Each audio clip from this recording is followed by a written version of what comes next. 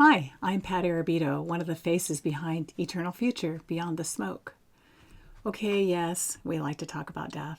I know, at first glance that might seem sort of morbid, but at second glance, maybe it's not all that morose. Maybe it's a topic everyone ought to be interested in. After all, almost every single one of us has lost someone we love to the finality of death, and sooner or later, we will each one of us be taken down by death. So it would be a good idea to find out what exactly death is and what happens, you think? There are all kinds of ideas, myths, and traditions about what death is. Some folks think it's just another form of life, either in a different body or as a spirit. Some think it's the door to reward or punishment.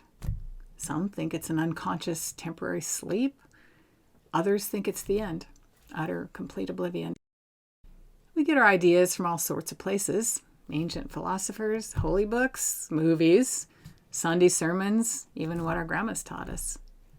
So who really knows?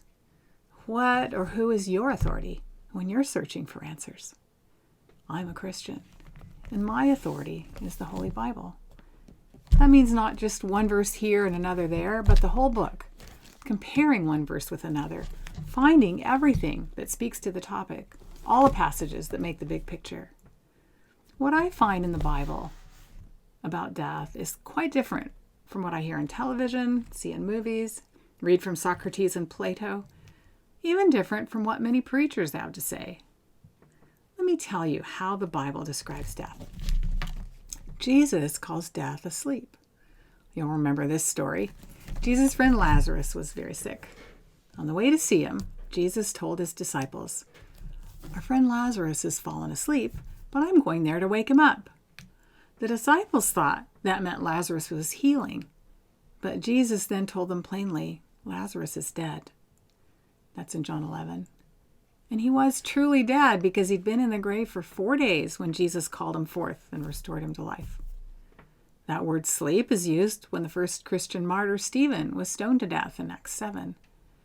When Paul wrote to church members who had lost loved ones, he put it this way, "I wouldn't have you ignorant, brothers, regarding those who are asleep, that you sorrow not, like others who have no hope."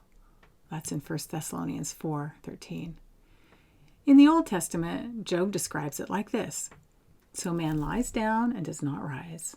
Until the heavens are no longer, he will not be awakened or be aroused out of his sleep." Job 14:12. Like David says in Psalm 115:17, "The dead do not praise the Lord, nor any of those who descend into the silence of death." So, as the Bible describes it, in death there is no consciousness, no awareness, no involvement with the living. There is hope, however, for a new life in the resurrection. I'll talk about that in another time.